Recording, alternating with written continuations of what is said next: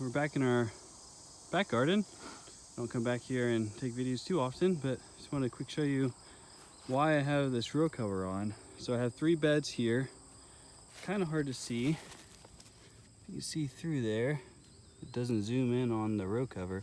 So these little green sprouts, those are carrots coming up. I usually don't have to cover carrots, but usually, or typically, try not to use usually too much, but typically, once we hit, end of July, this year was actually a little bit later, the grasshoppers, for some reason, everything was early, except it seemed like the grasshoppers didn't come out quite as early, which was nice. So this was actually the first planting and only planting that I've had to cover this year. So I usually keep an eye out on grasshoppers, because when they really start to multiply, carrots is kind of a favorite snack for them, and I've had years where like I see the seedlings coming up and they're emerging, come back a week later and it's like you wonder where they all went, and you'll just see these little stubs, the green part's gone, you'll just see these little stubs out of the ground, and the grasshoppers will just nibble away, and carrots take forever to grow. So at that young stage, they're very vulnerable. And so I cover, occasionally a grasshopper gets under there, but it's not gonna cause too much havoc.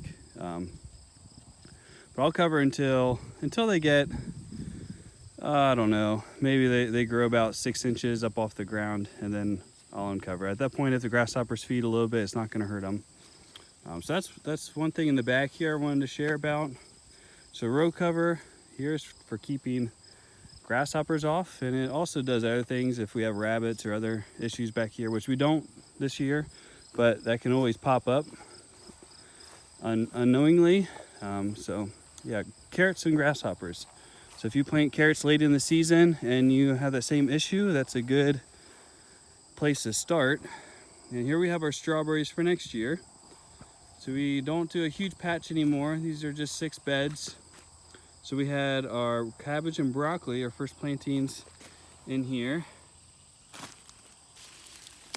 These are looking really healthy. Look at the leaves, there's not really any disease. So I'm very hopeful for this patch next year. So we had broccoli and cabbage and cauliflower, our first planting here.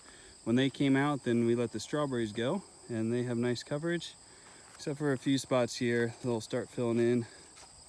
But I think this top part gets a little shaded. And we had, I'm trying to think, cauliflower was in this row. That was the last thing we planted. And they may have, you can tell both of these rows kind of aren't as bushy as those. And so that could be part of the issue too. But they still have plenty of time to fill in. We have our last planting of beans here. And then here we had onions and muskmelon. This was onions, that row is muskmelon. Last melons, these weren't good to harvest, so we pulled all the vines, mulched in the walkway. There's no reason to pull them out of the garden if there's no disease or anything with them. And then here already coming up, we have a cover crop. So this is a winter kill cover crop, and it's good to get that planted end of August, kind of beginning of September, to get a nice period of growth. So it really, even into October, a light frost might nip it a little bit, but on the warmer spells in October, it really will continue to grow really nicely. So this is cover cropped, and then we are harvesting winter squash underneath the sweet corn there, and we'll probably harvest a couple more times. We'll go through this week. We'll start harvesting the butternuts, and then probably next week we'll go through again and get whatever's ready, and then what's not ready, we'll pull all the vines out and do the same thing we did with the melon vines. We'll put them in the walkways, and then we'll seed all that to a cover crop as well. So that cover crop will be behind this, but it still has plenty of time to fill in.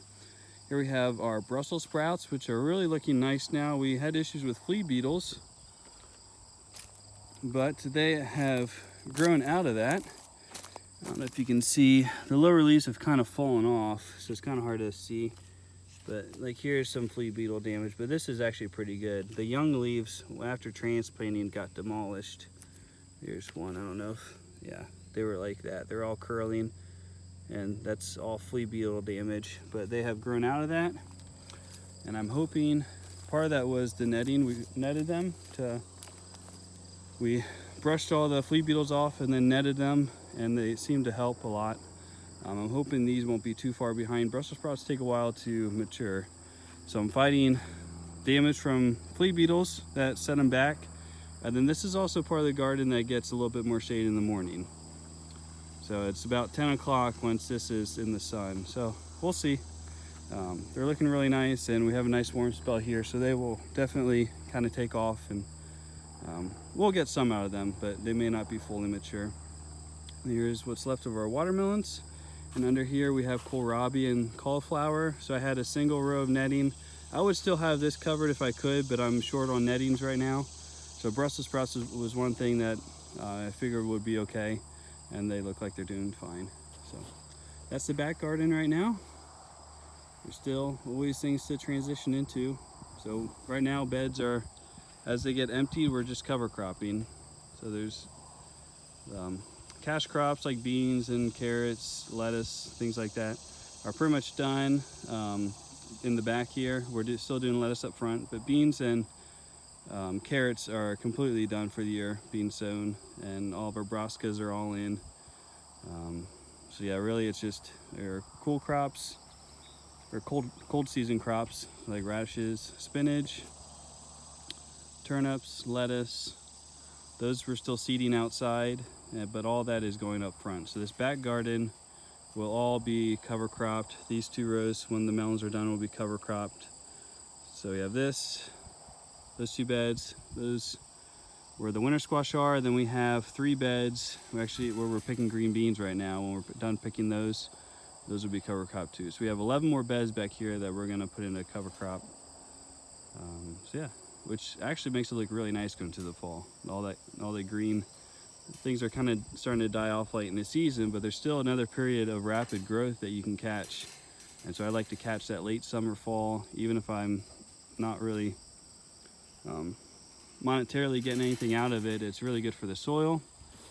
It's the soil health, the organisms. If you just leave your soil bare like this, those organisms won't have anything to feed on and will die after so long.